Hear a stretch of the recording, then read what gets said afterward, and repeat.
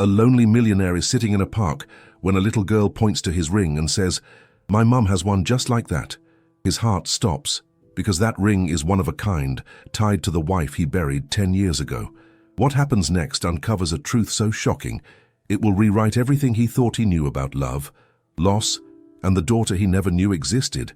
Subscribe to our channel so you never miss another heartfelt story like this. Let's continue together. The sky was a bruised shade of grey, swollen with the threat of summer rain. Thomas Blake adjusted the collar of his jacket, the chill sneaking down his spine despite the late afternoon heat. He didn't mind the cold, it dulled things. Things like the sharp silence of walking alone, things like the weight of a ring that never left his finger. It was an antique band, platinum twisted with an emerald set like a secret, the kind of ring made to outlive its owners. The kind that shouldn't exist twice. He sat on the bench, their bench, the one facing the pond, where his wife used to feed the ducks in that breezy, unconscious way people do when they believe the world is safe. Grace had believed the world was beautiful. Naive, maybe. Deadly, definitely. 10 years gone and he still felt her here, like a shadow that never faded with the sun. That's when he heard it. The tiny voice. "Sir, my mom has a ring just like that one." Thomas blinked. A girl stood before him, no more than 9, with untamed chestnut curls and sneakers scuffed from living. She pointed at his hand, no hesitation, just the fearless curiosity kids have before the world tells them to shut up and behave. He looked down at the ring, then back at her. "I'm sorry, what did you say?" She smiled, a little proud of herself. "That ring. My mom has one just like it. Green stone, twisty sides. She says it's super old. We keep it in a jewelry box with a weird lock. She never wears it though, says it's dangerous." Thomas's chest tightened. The air shifted. "What's your name?" he asked slowly, trying not to startle her. "Emily. What's yours?" "Thomas." He forced a breath. "Emily, what's your mom's name?" She hesitated. "Grace." Thomas froze. No, it couldn't be. It was a coincidence, a cruel, absurd, heart-wrenching coincidence. "She goes by Grace Turner now," Emily added casually, like she wasn't detonating the remains of his sanity. "Turner. Grace's maiden name." His throat went dry. "Is your mom around? Could I maybe see a picture of her?" Emily furrowed her brow. "She doesn't like photos, but I think I have one from school." "Wait." She pulled out a second-hand smartphone with a cracked corner and tapped through her gallery. "Here, that's her on family day." She turned the screen, and the world tilted sideways. It was Grace. Same midnight eyes, same angled jawline, same stubborn dimple near her lip. Older, yes. Leaner, maybe, but unmistakable. His heart pounded like it was trying to claw out of his chest.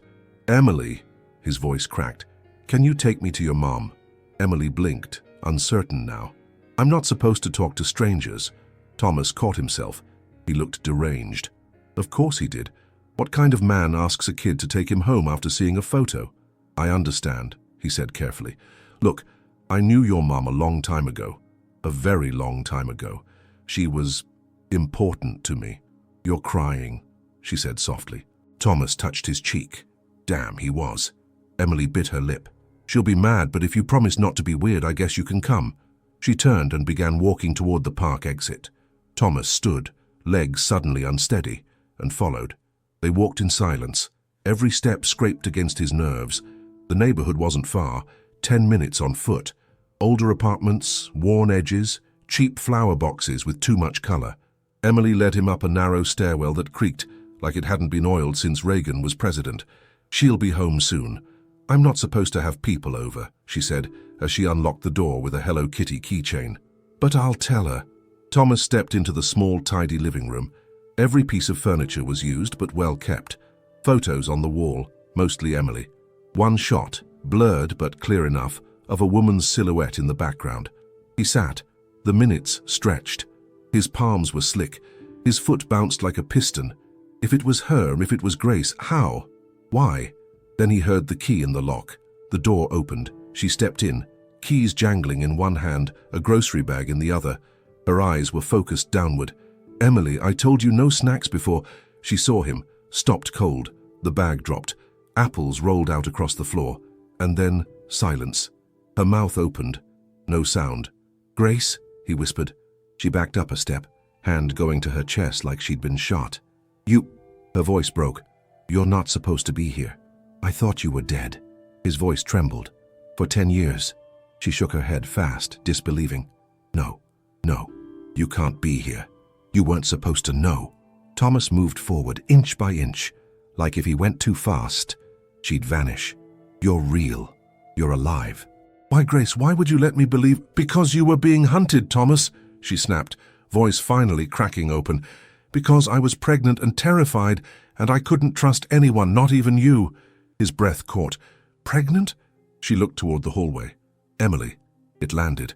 Oh my God, he said, eyes wide. She's mine? Grace didn't answer. Her shoulders trembled. He stepped back, overcome. His world had shifted and shattered in the space of minutes. I buried you, he whispered. I mourned you, and all this time, Grace looked up, tears racing down her cheeks. I did what I had to do. You don't know what I was running from.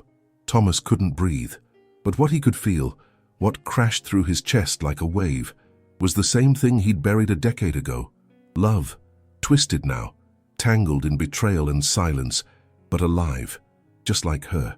The room was thick with silence, the kind that compresses the air until it hums. Grace, if that was her, stood frozen in the doorway, still catching her breath. The plastic grocery bag lay scattered across the hardwood floor, its contents untouched. A bruised apple rolled toward the radiator. Thomas couldn't take his eyes off her. She was older, yes. There were fine lines near her mouth that hadn't been there before, and her hair had more copper than he remembered, pulled into a loose, hurried knot. But the face, that face, was Grace's, down to the sharp cheekbones and the uneven freckle under her right eye.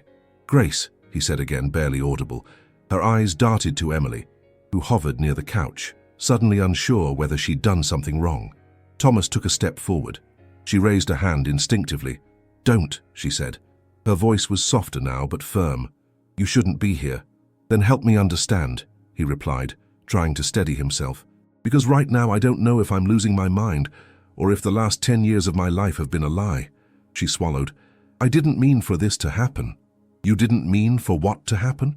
His voice rose, not angry, just raw. To be alive? To have a child? To disappear without a trace? She turned to Emily. Sweetheart, can you go to your room for a minute? I need to talk to our guest. Emily hesitated. Is he in trouble? No, she said gently. Just give us a minute. The girl nodded slowly and padded down the hall, the bedroom door clicking softly shut behind her. Thomas exhaled through his nose. So, now that we're alone, are you going to tell me what the hell is going on? She closed the door behind her, locked it, and leaned against it like it was the only thing holding her upright. I'm not Grace, she said quietly. He stared at her. I'm her sister, her twin. Thomas laughed, a sharp, disbelieving sound. Grace didn't have a sister. She did. Me. But she didn't tell anyone, not even you. His legs gave out beneath him, and he collapsed onto the edge of the couch, head in his hands. This can't be real. I didn't plan this, Thomas. I didn't want you to find us. He looked up, eyes rimmed red. So, she's really gone? She nodded. She died 9 years ago, shortly after Emily was born. Something inside him buckled. This time, it was real. No speculation, no disappearances. Grace was dead, and had been for nearly a decade. And the ring? He asked after a long beat. She gave it to me, the woman said, voice thickening. Told me to keep it safe, to never let anyone see it. But Emily found it last year. I thought hiding it in a box would be enough. I never thought... He ran a hand through his hair, unable to contain the wave of emotions crashing through him. You should have told me. I deserved to know. She made me promise. Her voice cracked. Grace was scared, Thomas, of what you were mixed up in, of what might happen if anyone traced her back to you. She thought disappearing was the only way to protect Emily, and she didn't think you'd ever be free of that world. He stood, staring at the far wall. I got out. Eventually. She didn't reply. She didn't have to. He turned back to her. So, you've been raising her all this time? Yes. Why didn't you contact me when Grace died? Because I didn't know you then. Not really. I only knew what she told me. And she told me to keep her daughter safe. That meant keeping her away from you. Thomas paced, emotions twisting through him. Grief, betrayal, longing, guilt. Emily thinks you're her mom. I am, she said, in every way that matters. But biologically, yes, Emily is Grace's daughter. Your daughter. The words landed like stones. Thomas turned away again, pressing a hand to his mouth. Tears stung his eyes. I missed her whole life. She's not even 10 yet. It's not too late, she said, then paused. But only if you do things right. The door creaked behind them. Emily stood in the hallway, eyes wide, uncertain. Is it true? She asked quietly. You're my real dad? Neither adult moved at first. Thomas crouched to her level, his voice shaking. Yes, I didn't know, sweetheart. I thought your mom, Grace, died a long time ago. I never even knew she had a sister. I never knew about you. Emily looked at the woman she called Mom. Her voice was small. Why didn't you tell me? I wanted to, but I was scared of what the truth would do, of what it would mean for you. Emily nodded slowly, then turned back to Thomas. You're not going to take me away, are you? No, he said, eyes full of tears. No, I wouldn't do that. I just want to get to know you, if that's okay. She looked at him, then at the woman behind him, and finally, she nodded. Okay. The room felt different then, not lighter. Too much had been said for that. But something had shifted. The sharpness of the moment had dulled into something gentler, sadder. Thomas sat down again. The woman, he still didn't know what to call her, handed him a glass of water. They sat at opposite ends of the couch, while Emily disappeared into her room to draw.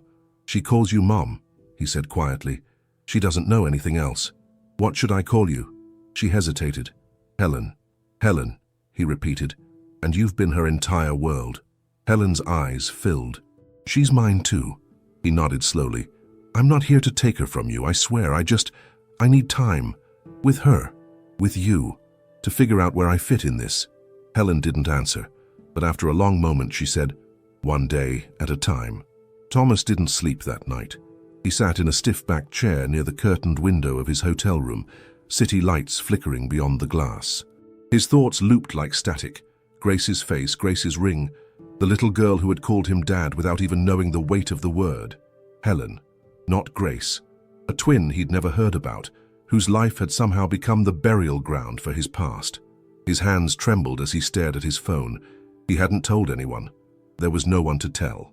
At dawn, he returned to Helen's apartment. This time, she opened the door with a sigh and a mug of coffee. She's still sleeping, she said. You should come in. Thomas stepped inside. The air smelled like lavender and old books. He could hear faint breathing down the hallway. Emily, deep in sleep. Safe. I need to know everything, he said quietly. No more omissions, no more gentle lies. Helen nodded, motioning for him to sit at the kitchen table. She pulled a small metal box from the top cabinet, a worn lockbox, the kind people use for passports and emergency cash. But what she set before him was heavier than any currency. She left these, Helen said, unlocking the lid. Told me only to open it if you ever came looking. Said if that day came, it meant you were ready. Inside were 5 envelopes, each one sealed in thick cream-colored paper, addressed in Grace's looping handwriting. His name scrawled in cursive on the first. Thomas stared at it for a moment before picking it up. He ran his thumb across the familiar loops of the T. Then, slowly, he opened it. My Thomas, if you're reading this, it means you found your way back to me, just not in the way either of us imagined. I know you're hurt. I know you feel betrayed. I need you to believe that leaving you was the hardest thing I've ever done. You were in too deep, Thomas, not just with your business, but with people who had the power to end lives like snuffing out candles. I begged you to get out. You said you would, but you didn't. And when I realized I was pregnant, I knew I couldn't gamble with someone else's life. So I left. I begged my sister to help me disappear. I faked it all. Papers, death certificate, everything. I became someone else. I thought I'd have more time, but my body had other plans. I died giving birth to our daughter. She is the best thing I ever did. She has your eyes. She scrunches her nose when she concentrates, and she laughs with her whole chest, just like you did before the world hardened you. Helen has raised her with grace I never deserved. If you've met her, please be kind. I hope you can forgive me. I hope you can forgive yourself too. Love always. Your Grace. Thomas didn't realize he was crying until Helen slid a napkin across the table. He wiped his face slowly. The silence between them buzzed with the presence of someone who no longer breathed, but still filled every space. "Where is she buried?" he asked after a long while. Helen looked at her hands. She didn't want a headstone, said it would only invite questions. "I buried her under a tree she used to love. It's outside the city, quiet, hidden. I want to see it," he said. Helen hesitated, then nodded. "I'll take you." The drive was quiet. They left before Emily woke up, Helen leaving a note and a promise to return before noon. The city faded behind them as they headed toward the outskirts, where pine replaced concrete, and birdsong filled the gaps between thoughts. The cemetery wasn't a real one. It was an old family plot on abandoned farmland. The fence had collapsed long ago, and wild grasses tickled their knees as they walked. "She always said this place made her feel safe," Helen said as she led the way. "It's where our grandmother is buried." They stopped near a gnarled willow. The earth beneath it was sunken slightly but undisturbed. No stone, no plaque, only a single white shell resting atop the soil. "She asked me to place that," Helen said, nodding to it. "Said she liked the idea of something that once held life marking where hers ended." Thomas knelt, fingers brushing the dirt. His voice was low, ragged. "I didn't get to say goodbye." "You did," Helen said gently. She just wasn't there to hear it. He stayed there a long time. Long enough for the wind to change direction, long enough for a bird to land on a nearby branch and study him curiously. He thought about all the things left unsaid, all the nights Grace must have spent alone protecting the life inside her, all the years he wasted convincing himself that redemption wasn't possible. "I loved her," he said. "I know, and I missed everything." "She forgave you," Helen said. "She left those letters so you'd know she never stopped loving you, even when she had to choose something else." Thomas stood. His knees protested, but he didn't care. "Thank you for keeping her safe. For raising Emily." Helen looked away, blinking fast. "I didn't do it for thanks, I did it for her and for Emily. She deserves to have a father, if you're ready to be one." "I don't know if I am," he said, "but I want to try." They returned to the car. The fields blurred behind the windows as they drove, and Thomas rested a hand over the sealed letters still tucked into his coat. Each one bore a year: 2015, 2017, 2019, 2021. Time capsules of a life that had continued in silence. As the city skyline reappeared, Thomas thought not of what he'd lost, but of the girl waiting behind a locked door, the one who wore sneakers too big and spoke with startling honesty, the one who had unknowingly led him back to the grave and toward something living. He wasn't sure what came next, but for the first time in a long time he wanted to find out. The apartment felt tighter now, not because of space, but because of the silence that hovered after truth. Emily had returned from school humming, unaware of the visit to Grace's resting place or the letter her mother had written in the shadow of death. Her backpack had thudded softly against the wall, and her sneakers lay where she'd kicked them off, toe to heel. She ate dinner, told a silly story about a classmate who glued googly eyes on his laptop and laughed. Neither adult had corrected her. Neither had the courage. Later, after she had gone to bed, the apartment fell into hushed negotiations. "You should tell her," Thomas said. Helen sipped her tea, the cup trembling slightly in her fingers. "She's too young. She's old enough to know her truth. She deserves that. And if she decides she doesn't want to see you again afterward." Helen met his gaze, tired but defiant. "If she thinks I lied to her?" She was lied to. Not cruelly, not out of malice, but still. Helen looked down. "You think I don't know that?" A pause. The room dimmed as the last streak of sun slipped behind the buildings. The old apartment's single lamp cast long shadows against the wall. Thomas leaned forward. "She asked me yesterday if I remembered the day she was born." Helen's shoulders stiffened. "I told her I didn't, that I hadn't known she existed. I couldn't lie." "She asked you that?" He nodded. "She's beginning to put pieces together, Helen, and kids don't forget that kind of silence." Helen stood and walked toward the hallway. She didn't notice that Emily's bedroom door was slightly ajar, but Thomas did. He stood, heart catching in his throat. "Helen." She turned, and saw it too. The door was open just a crack, enough for a child to listen. Enough to hear just enough truth to build the wrong conclusion. "Oh no," Helen whispered. "Emily?" Thomas stepped toward the room and pushed the door gently. It was empty. The window was open, curtain fluttering like a warning. The street was colder than expected. Helen's sandals slapped the pavement as she and Thomas ran through the alley behind the building. Her breath came in sharp bursts. Thomas's heart pounded against his ribs, not from exertion, but fear. "I checked the fire escape," he said. "She went down it. I saw the prints on the railing." Helen cursed under her breath. "She's never done anything like this." "She thinks I'm not her father," Thomas said. "She thinks everything she knew was a lie." They split directions at the corner. Thomas took the main road toward the small park Emily had once mentioned, a place where she said she liked to watch the light-up fountain. Helen checked the community library and corner bodega. Every second dragged like wet rope. Emily's legs ached. She'd walked for what felt like hours, winding through neighborhoods that blurred into one another. Her jacket was too thin for the night air, and her arms were hugged tightly around herself. She didn't cry. Not until she reached the edge of the bridge that crossed over the canal. The place was quiet, save for the occasional passing car. Below, water glimmered in broken streetlight reflections. She didn't want to jump.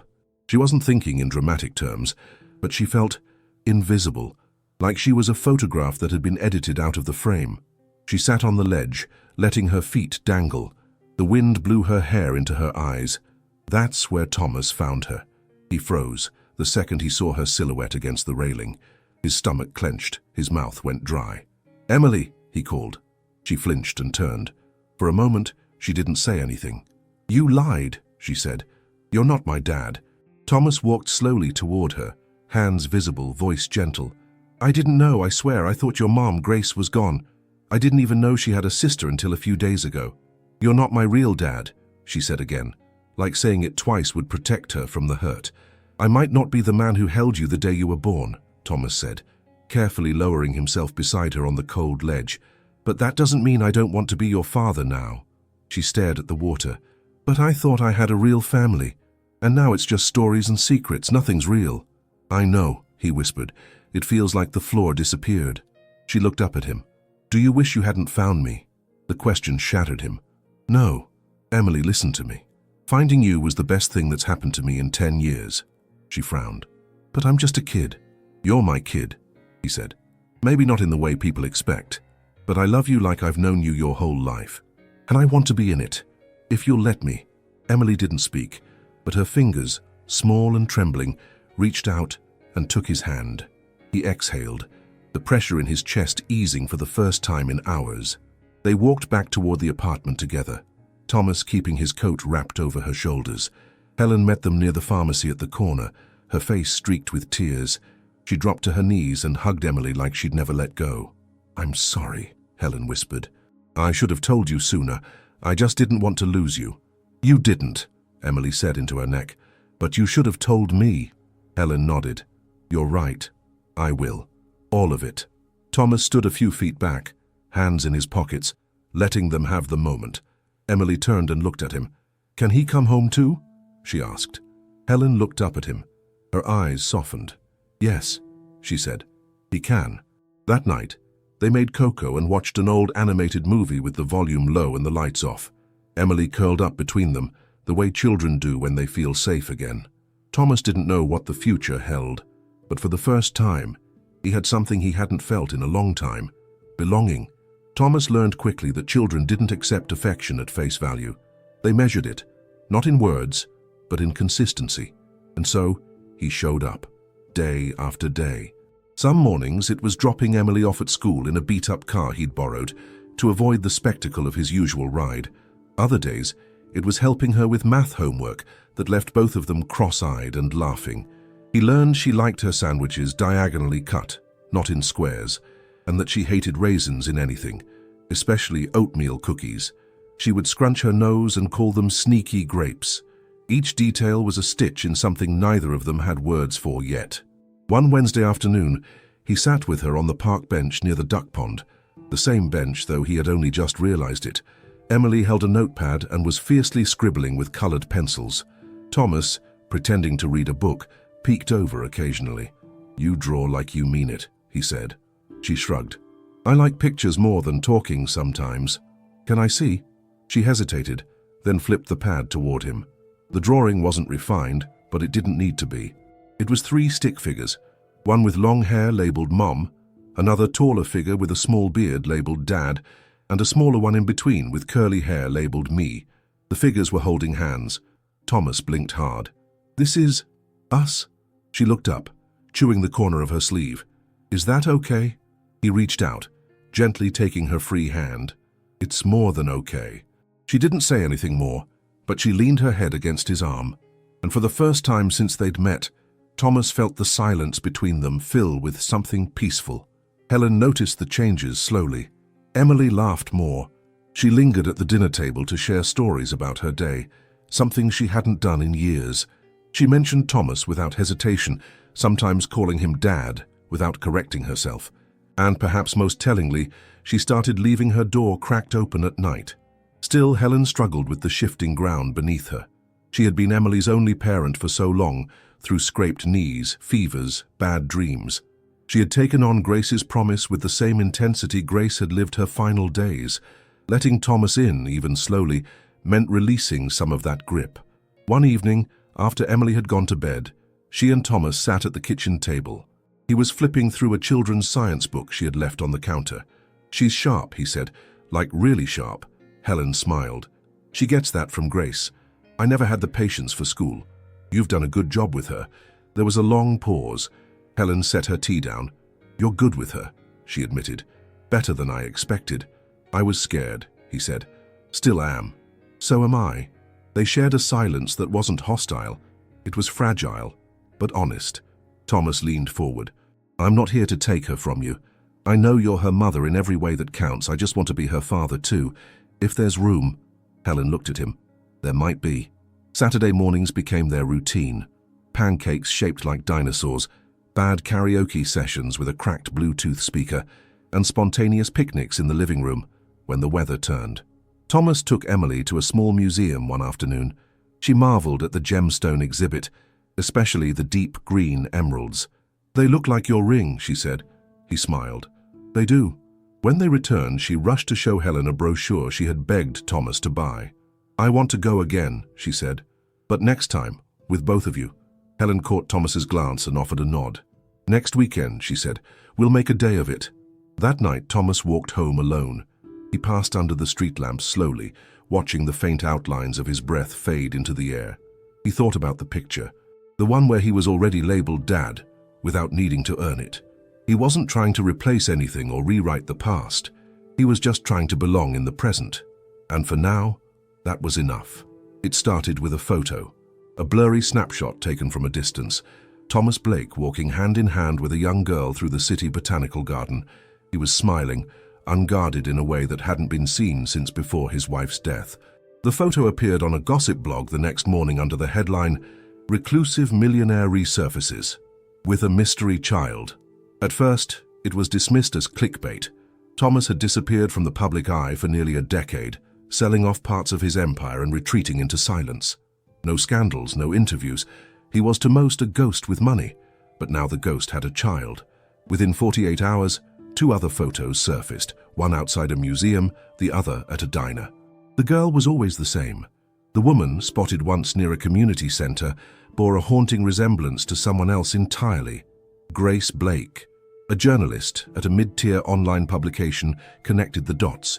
He ran facial recognition software on the old images of Grace and compared them to the new ones of Helen. The match was unsettlingly close. "Could Thomas Blake's dead wife be alive?" the headline screamed. Helen slammed the laptop shut so hard the screen flickered. Thomas, seated at the kitchen table with Emily quietly coloring in the next room, looked up. "What happened?" She didn't answer right away. Her chest rose and fell quickly. When she finally spoke, her voice was cold. "They think I'm her." Thomas's expression darkened. "How bad is it?" "They used facial tracking, compared me to Grace. Some article says we might be the same person, that maybe you faked her death together." "Jesus, there are photos of you, of Emily." Thomas stood and crossed the room. "Let me see it." Helen hesitated, then handed over the laptop. He scrolled, his jaw tightening with every paragraph. The article wasn't just speculation. It was layered with old tabloid rumors, business deals from years past, whispers of corruption, and now a missing decade of silence that someone was trying to fill with wild theory. "This could escalate," he said. "I know. We'll manage it." Helen looked at him, pain flickering beneath the surface.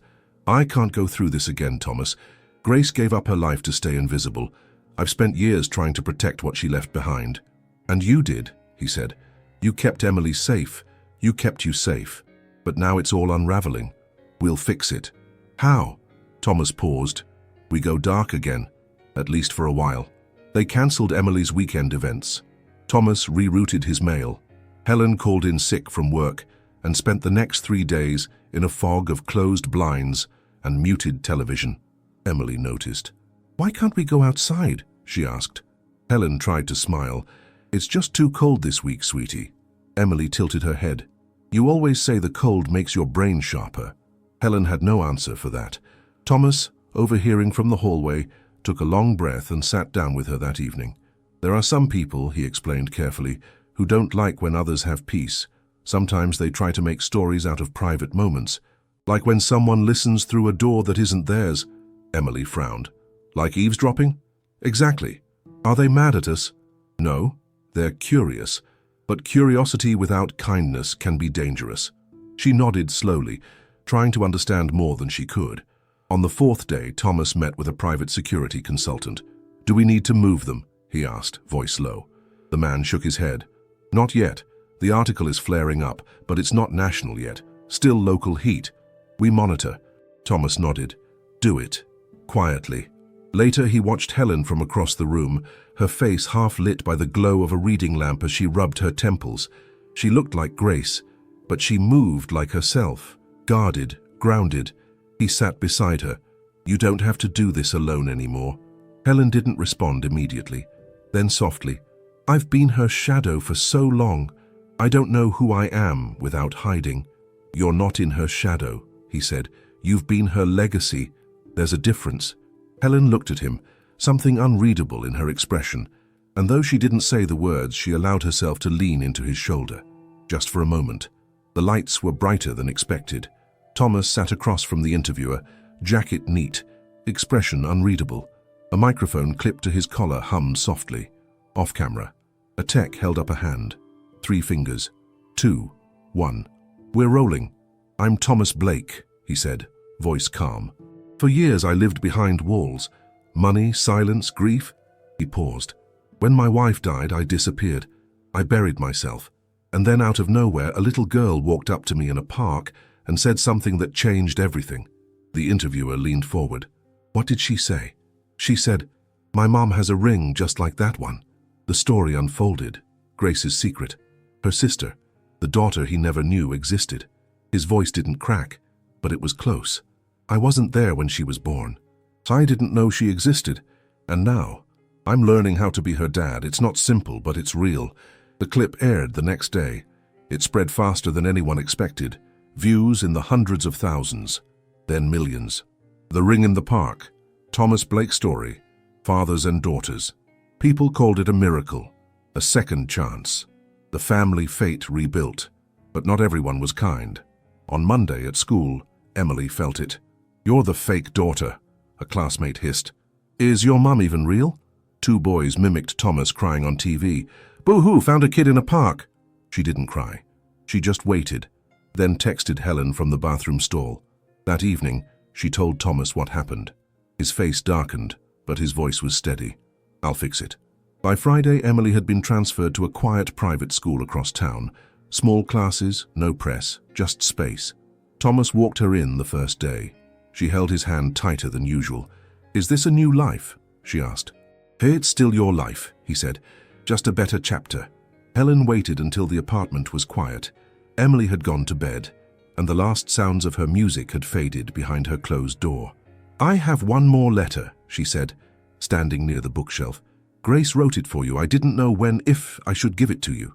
She handed Thomas a plain envelope. No name, no title. Just the familiar script he hadn't seen in years. He opened it slowly. Thomas, you found them. That means something. Maybe it means you've changed. I left not because I stopped loving you, but because I was afraid love wouldn't be enough to save us. You wouldn't leave the life that could have destroyed us both. When I realized I was pregnant, I ran. I asked Helen to protect what I couldn't. She did. Now I ask something of you. Be better than the man I left. Not richer, not cleverer, kinder, present, real. If there's still something left of you that loves me, prove it by loving her. By giving her a life I couldn't stay for. Make something good from all this. Grace Thomas folded the letter in silence. The next day, he told Helen during a walk, "I'm selling the company." She blinked. "All of it?" He nodded. "It's time to stop holding on to power that means nothing to the people who matter." She studied him. "Then what?" "A foundation. In Grace's name. For women who had to run. For families who fell apart." He hesitated. "I want you to lead it." Helen didn't answer at first, but her eyes softened. "You're serious?" "I'm finally trying to be." At home, Emily showed him a new drawing. A girl and a woman planting a tree. A man beside them holding a wooden sign. The Grace Tree. He looked up, voice thick. "You think we could plant one for real?" She nodded. "I want it to grow big so people remember her." Thomas smiled. "So do I." The event was modest by design. A small auditorium in the city's civic center, filled with folding chairs and community members rather than celebrities. No velvet rope, no gift bags, just a podium, a banner, and a table with coffee and plain croissants. The banner read, "The Grace Initiative, for families who start over." Thomas stood at the edge of the room scanning faces. Reporters, local council members, a few families in attendance. Helen stood by the registration table, calm but visibly tense. "You don't have to speak if you don't want to," he said quietly. She shook her head. She would have wanted this. When Thomas stepped up to the mic, the room stilled. Phones lifted. Cameras clicked. He cleared his throat. "Some of you know parts of my story. Most of it was kept quiet for years, but the truth is simple. I lost the woman I loved, and when I found out what she'd left behind, I found my reason again." He glanced at Helen, then down at the notes he didn't need. Grace believed in rebuilding, in walking away when it meant protecting the people you loved. She made impossible choices and they cost her everything. But through that, a daughter was born, a child who, despite everything, still sees the world as something worth loving. A pause. "This foundation is for families like mine, families who fall apart but still deserve to begin again. For single parents, for caretakers who never meant to carry so much, for people who had to choose safety over stability. We're here to say, you're not forgotten." Applause followed, soft at first, then warm. Helen joined him at the podium. "As executive director," she said, "I don't come to this role with business credentials. I come to it with years of lived experience. I raised a child in secret. I made do with what I had. I know what isolation feels like. And now I know what support can look like too." Her voice didn't waver. And that, Thomas thought, was Grace's strength living in her sister. The press ran with it. From tragedy to purpose, the Thomas Blake redemption arc. How a reclusive tycoon built a second chance in his wife's name. The Grace Initiative trended for 3 days. Photos circulated of Thomas and Emily at the launch, of Helen at the podium, and of a new sapling planted in a nearby shelter's garden, labeled the Grace Tree. Public donations poured in. Stories followed. A single mother fleeing abuse was granted emergency housing. A teenage runaway reconnected with her grandmother through the initiative's outreach team. A father and daughter received counseling and a safe space after years in foster limbo. And through it all, Thomas stayed present, but not dominant. Still, the noise got to him. The sudden visibility, the scrutiny, the weight of praise. He felt it in his bones, the old tightness in his chest, the creeping self-doubt that whispered, "This won't last. You don't deserve this." So, he found a therapist, not a fancy executive coach or a high-priced life strategist, just a grounded woman in her 60s with a cluttered office and a gentle, unsentimental voice. He sat on her couch one Wednesday afternoon and said, "I'm terrified I'll screw this up." She nodded. "Tell me what this is." "Emily, Helen, the foundation, all of it." "I keep thinking, what if the past finds a way back in? What if I become that man again?" She didn't write anything down. Instead, she asked, "And what if you don't?" Therapy became routine, quiet, private, a place to unravel without unraveling everything else. He didn't tell many people, but one evening as he tucked Emily in, she asked, "Do grown-ups talk to someone when they're sad too?" He hesitated, then said, "The smart ones do." She smiled. "Then I'm glad you're smart." 1 month after the launch, the Grace Initiative opened its first satellite center in a neighboring city. Helen oversaw it all, clipboard in hand, every detail accounted for. At the ribbon cutting, Thomas stood back. He wasn't the story anymore, and for the first time he was fine with that. It started with a dinner argument, something trivial.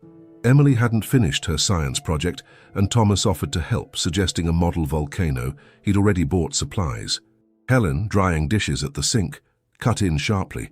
"She doesn't need another project done for her." Thomas stiffened. "It's not for her. We were doing it together." Helen turned, towel in hand. "You weren't here when she was learning to do things for herself." Emily looked between them, frozen. Thomas kept his voice level. "And now that I'm not allowed to be involved?" "You're allowed to show up, Thomas," she said. "Not take over." He stood slowly, pushing in his chair with care that only made the tension sharper. "This isn't about a volcano, it's about control." "No," Helen said. "It's about not rewriting who raised her." Silence hung in the room like smoke. Emily slid her chair back without a word and left the table. Neither adult followed. The next morning was quieter than usual. Helen moved through the kitchen with short, efficient gestures. Thomas waited for her to speak. She didn't. "I'm not trying to erase you," he finally said. "Or Grace." Helen turned to face him. "But sometimes it feels like you want to rewrite the whole story. Make it neater." He looked away. "I just want to matter." "You already do." It came out too quickly, too honestly. They stood in the stillness of it. But then Thomas said, "Maybe we need space." Helen nodded. "Maybe we do." That evening, Thomas found the letter. It was on his pillow, folded in four, the corners soft with eraser marks and rewritten lines. "Dear Mom and Dad, yes, both of you, I heard the fight. I know you tried to whisper, but walls aren't magic. I'm scared, not of yelling. I'm scared you'll break this and I'll go back to having a family that's always almost whole. You both love me. I know it. So stop fighting over me and start talking like I'm here. Because I am here. I'm not a project. I'm not a past. I'm yours." Emily Thomas read it twice. Then he walked to the kitchen where Helen stood with her hand on the fridge door, staring at nothing. He held out the letter. She took it. By the time she finished reading, her hand was trembling. "She's right," Thomas said quietly. "We're not broken. We're unfinished." Helen nodded. "I don't want to lose this," she said. "Me neither." That night, the three of them sat cross-legged on the floor, a bowl of popcorn between them and a goofy animated movie playing in the background. Emily leaned her head on Helen's shoulder, then stretched her arm to touch Thomas's. Connected. There was no speech, no kneeling, no velvet box. Just Thomas and Helen in the kitchen after dinner, dishes still in the sink, Emily humming off-key in her room. The lights were low, and the moment came in the quiet between the clatter and the cleanup. "I don't want this to keep shifting," Thomas said, wiping his hands on a towel. "I want something still, something that says we chose this, not because we had to, but because we wanted to." Helen leaned against the counter, arms crossed. "You're proposing?" "I am." She blinked. "Not for the press," he added. "Not for redemption. Just for us." Helen stared at him for a long time, then let out a breath that was half a laugh. "God, you're terrible at this.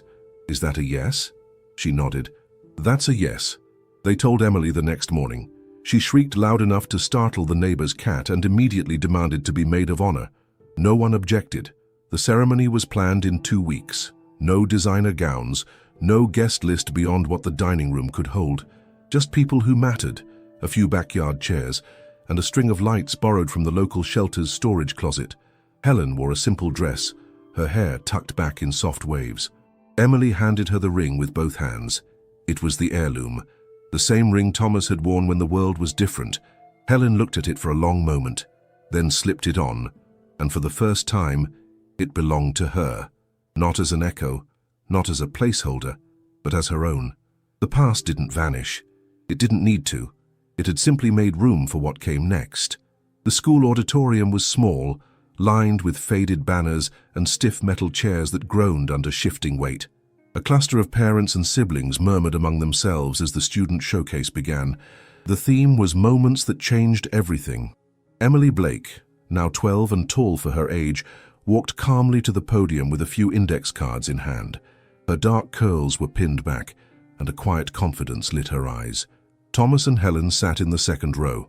Thomas had turned off his phone. Helen held a folded tissue, though she hadn't yet needed it.